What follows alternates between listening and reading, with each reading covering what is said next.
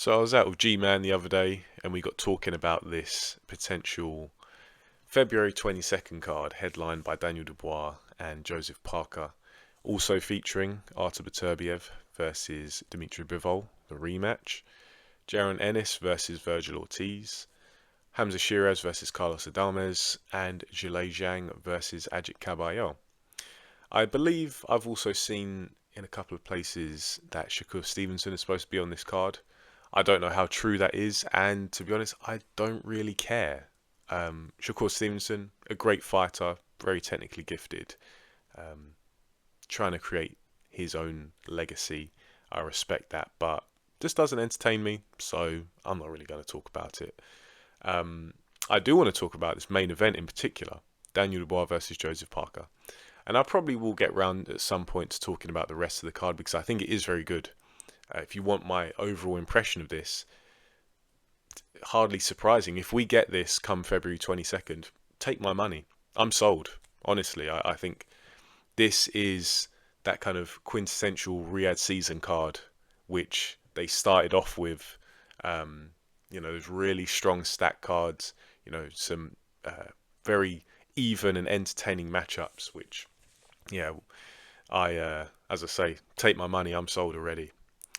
But if we're talking a bit deeper, particularly on the main event, Daniel Dubois versus Joseph Parker, I really like it. I think it's a meaningful fight because we want to see Daniel Dubois continue to capitalize on his momentum that he's captured over the last year. Of course, he beat Miller, beat Hrgovic, beat Joshua, and yes, I picked against him in all those fights. But yeah, Daniel Dubois, he's really coming to his own. Um, Captured a lot of momentum. Again, really just found his stride. Obviously, becoming champion, and I know a lot of people they kind of downplay Anthony Joshua. They discredit him. I've always given Anthony Joshua a lot of credit, and I think it was a good version who Dubois was in against. I just think Dubois was too good for him. And so I'm going to give Dubois, I did give, and I'm going to continue to give him major props for that Anthony Joshua win, especially because he hardly put a foot wrong. That is as dominant as a performance as he could put on. And Joseph Parker, on the other hand, same thing. He's on a good run of form, beating Wilder, beating Zhang, two very dangerous opponents. And so I think he's quite deserving of a title shot. And I know people respect Parker, and rightfully so, because he's someone who's never shied away from a challenge. He's always been willing to fight the best. He hasn't always put in the best performances. Sometimes he's been a bit flat. Other times he's been just plain boring to watch. I definitely agree with that. But ultimately, he's gone in there against several different high level fighters without question. Oftentimes away from home as well, and he's tried to do his thing. So you can respect that. And I think a lot of people, they do respect Joseph Parker. And so him getting a title shot, I certainly don't have an issue with. I think he's a worthy opponent. And especially when there's the context that's come out recently that Daniel Dubois was supposedly in talks to fight Vladimir Klitschko. Yeah, that would have been a travesty, I think. Because even though Klitschko, on his day, was a very good fighter, one of the best heavyweights you'll ever see, the fact that he's been out the ring for nearly 8 years, you can't justify that. And I know that could have been history in the making because I believe Klitschko, what is he, 47, 48? That could have been a record-breaking, fight if he would have come back, beat Daniel Dubois, and become champion again. But yeah, to come back after all this time, leapfrog all the contenders and get a title shot.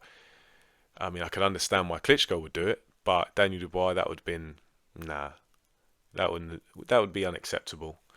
But I'm gonna wager that talk has probably fizzled out now, and this is what we're most likely to get. I hope that's the case anyway.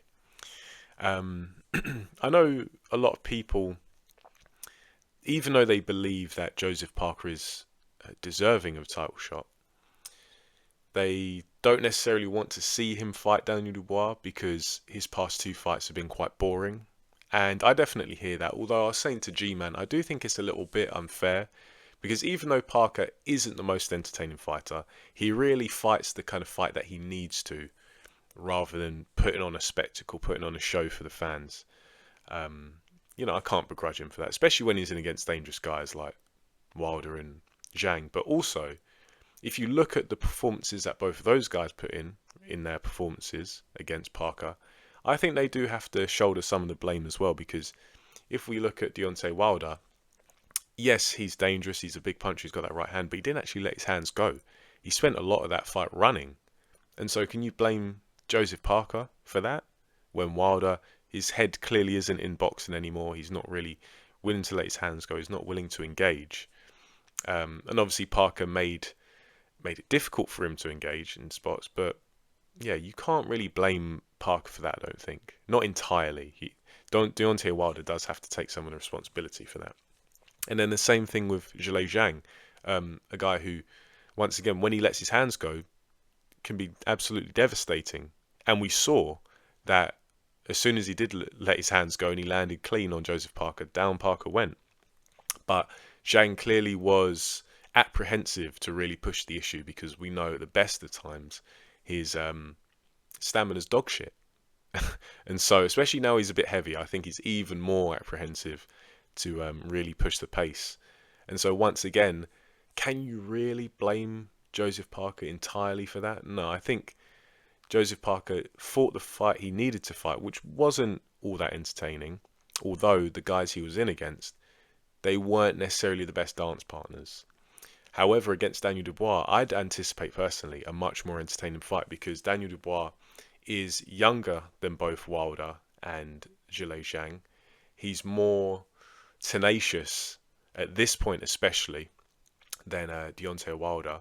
He's got better conditioning than Zhilei Zhang, and so I think there's more likely to be more frequent engagements between Daniel Dubois and Joseph Parker, and that automatically makes it a more interesting, intriguing fight because Daniel Dubois, even though he's quite a bit more basic than Zhilei Zhang, because Zhang is a very advanced, very accomplished counterpuncher, and I just see him as being a lot more seasoned technically than Daniel Dubois.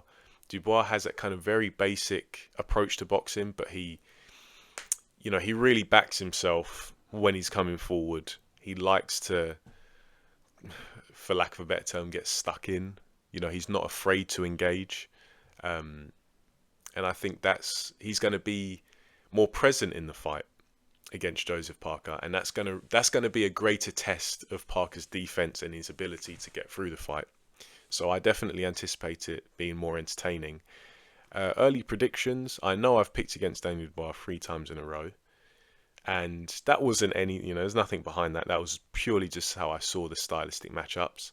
However, in this fight, I think Daniel Dubois would be a favourite, at least in my eyes, because even though Parker, I think he can be tricky, and I think he would have success against Dubois, because Parker's, is very experienced. He's very wily. He's got that guile of an experienced fighter, and I think he's finally in the past year gelled with Andy Lee. I think he can still get some good work done against Daniel Dubois, but I think Dubois, he would probably he'd have the advantages. He'd be bigger, a longer reach. I imagine has a longer reach because Parker's not really much of a long range fighter. And I think the energy as well. I think it'd be a close fight. I think it'd be a competitive fight, but I would favour Daniel Dubois probably on points. I think Joseph Parker would be tough enough and defensively cute enough to go the full distance, but I don't know if he'd be able to outwork or hurt Daniel Dubois enough to really capitalise and win some big rounds or enough rounds. So I think it would definitely be a good competitive fight though, but as I say, I see Daniel Dubois coming out on top in. So yeah, those are my early thoughts, my early impressions of the main event especially. I think it's a brilliant fight, and I think this card as a whole is brilliant. Let me know if you want to hear my thoughts on the other fights on the card.